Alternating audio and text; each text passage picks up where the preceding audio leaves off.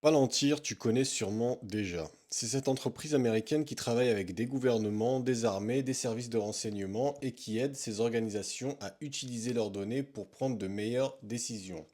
Mais ce qui nous intéresse aujourd'hui, ce n'est pas seulement Palantir, c'est surtout le manifeste qu'ils ont publié. Parce que dans ce manifeste, il y a une idée beaucoup plus grande. Et si les entreprises technologiques ne servaient plus seulement à créer des applications, mais à construire le système politique du futur.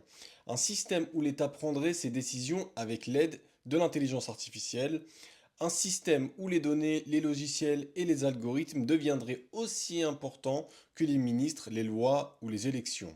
La question à laquelle on va répondre aujourd'hui, c'est est-ce que on est en train de voir naître une nouvelle forme de démocratie ou le début d'une dictature technologique? Pour comprendre, il faut partir d'une chose simple. Palantir n'a pas seulement créé un logiciel puissant, Palantir défend une vision du monde. Et cette vision, on la retrouve dans leur manifeste. The Technological Republic. L'idée de départ est assez simple. Pendant des années, une grande partie de la tech a servi à créer des applications de services, donc pour commander à manger, regarder des vidéos, faire défiler du contenu ou vendre de la publicité. Mais pour Palantir, ce n'est pas ça le vrai rôle de la technologie. Pour eux, les meilleurs ingénieurs, les meilleurs cerveaux, les meilleures entreprises tech doivent travailler sur les grands problèmes de civilisation, la défense, l'énergie, la santé, l'industrie, la sécurité, l'État. En gros, ils disent la technologie ne doit plus seulement nous divertir, elle doit aider les pays à redevenir puissants. C'est là que ça devient beaucoup plus intéressant ou inquiétant. Ça dépend de quel côté tu te places.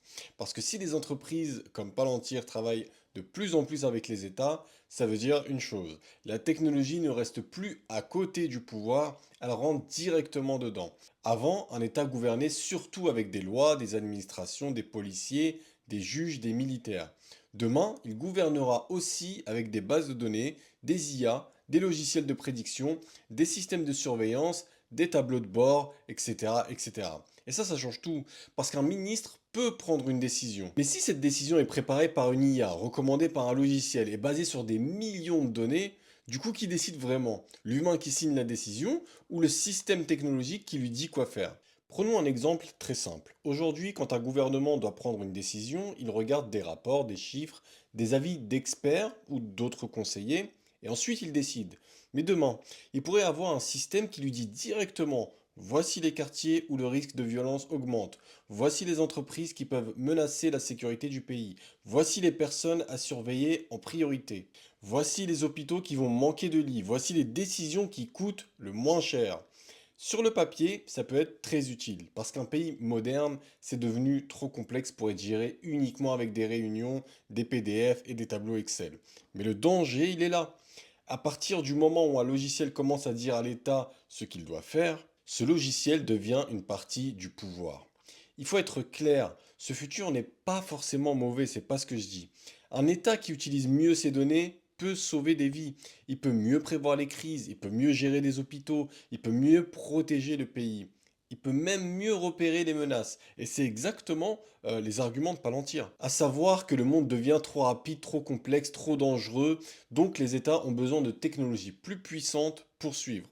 Le problème, c'est pas que l'État utilise l'IA. Le problème, c'est que quand personne ne comprend vraiment comment les décisions sont prises, quand le citoyen ne sait pas quelles données sont utilisées, quand un juge, par exemple, ne comprend même pas le modèle d'IA qu'il est en train de juger, à ce moment-là, on n'est plus seulement dans un état moderne, on commence à entrer dans un état piloté par des systèmes invisibles.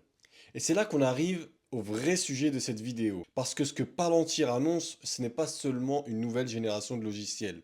C'est peut-être une nouvelle forme de pouvoir. On a connu les monarchies, on a connu les démocraties, on a connu les dictatures classiques, mais demain, on pourrait voir apparaître autre chose. Un système politique où les dirigeants existent toujours, où les élections existent toujours, où les institutions existent encore, mais où une partie énorme du pouvoir passe par des machines. Pas des machines qui gouvernent seules, mais des machines qui trient l'information, qui classent les risques, qui recommandent les décisions. Et ce système, on pourrait l'appeler simplement l'état algorithmique ou comme moi j'aime l'appeler, une dictature technologique. C'est pour ça que je trouve le mot dictature technologique intéressant, parce qu'on imagine souvent une dictature comme quelque chose de brutal, Un chef autoritaire, des militaires dans la rue, des médias censurés, des opposants arrêtés, mais le pouvoir du futur pourrait être beaucoup plus discret que ça. Il pourrait ressembler à une interface propre, à un logiciel qui classe les citoyens, à une IA qui recommande des décisions, à un score de risque que personne ne voit, à une base de données que personne ne comprend vraiment. Et c'est peut-être ça le point le plus important. La domination du futur ne viendra pas forcément d'un homme qui crie à la télévision, elle pourrait venir d'un système calme, efficace, rationnel, qui prend des décisions à notre place sans qu'on s'en rende compte. Et il y a encore autre chose, c'est que ces technologies sont construites par des entreprises privées. Et ça, c'est un changement énorme, parce qu'avant, l'État avait ses propres administrations, ses propres experts, ses outils. Mais dans un monde dominé par l'IA, les données et le cloud, l'État n'a clairement pas les compétences pour construire tous ces systèmes lui-même. Donc il va faire appel à des entreprises comme Palantir. Et petit à petit, ces entreprises ne sont plus seulement des fournisseurs, elles deviennent des partenaires extrêmement stratégiques. Elles comprennent les données, elles construisent les systèmes, elles savent comment les décisions sont préparées. Et si un jour un État ne peut plus fonctionner sans ces entreprises, est-ce que le pouvoir appartient encore totalement à l'État? Ou est-ce qu'une partie du pouvoir passe entre les mains de ceux qui construisent les machines, donc les entreprises privées? Maintenant, attention, je suis pas en train de dire que demain Palantir va contrôler le monde depuis une salle secrète. Ça serait mal me connaître. Et surtout, ça serait trop simpliste comme vision. Le vrai scénario est beaucoup plus banal et justement beaucoup plus probable. Un gouvernement veut mieux gérer la sécurité. Il achète un logiciel. Puis il veut mieux gérer les frontières. Il ajoute une autre brique. Puis la santé. Puis l'énergie. La défense. Les transports. À chaque fois, la technologie règle un vrai problème. À chaque fois, c'est présenté comme plus efficace, plus rapide, plus intelligent. Et petit à petit, sans grand discours, sans révolution, sans coup d'État, le logiciel devient une partie normale du gouvernement. C'est comme ça que le futur arrive souvent. Et là, on comprend pourquoi ce sujet dépasse largement Palantir. On ne se pose pas seulement la question de comment les États vont utiliser l'IA, mais quel type d'humain va vivre dans ce monde-là. Un humain qui sera entouré de systèmes capables de l'analyser, de prédire son comportement, de mesurer ses risques, de suivre ses déplacements, de comprendre ses habitudes. C'est un peu le monde qu'on vit aujourd'hui avec les algorithmes de recommandation, avec toutes les applications qui nous traquent.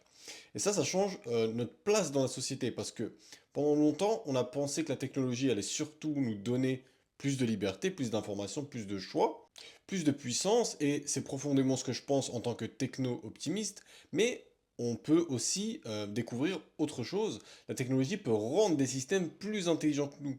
Et quand les systèmes deviennent plus intelligents que les citoyens, la liberté ne disparaît pas forcément d'un coup, mais elle peut devenir beaucoup plus fragile. Et c'est là qu'il faut être honnête, le débat ne sera pas simple, parce que personne ne va venir nous dire on va réduire les libertés avec l'IA. Ça ne sera pas présenté comme ça sera présenté comme quelque chose de positif. L'intention au départ sera bonne. Plus de sécurité, moins de fraude, moins de crimes, moins de gaspillage, des décisions plus rapides, un système public beaucoup plus efficace. Et beaucoup de gens vont trouver ça normal, parce que sur le papier, qui peut être contre un État plus efficace? Le truc c'est jusqu'où on accepte de devenir transparent pour que le système fonctionne mieux? Jusqu'où on accepte d'être analysé, classé, noté, surveillé au nom de l'efficacité? Voilà, c'est comme ça que je vois le futur de la vie politique qui arrive.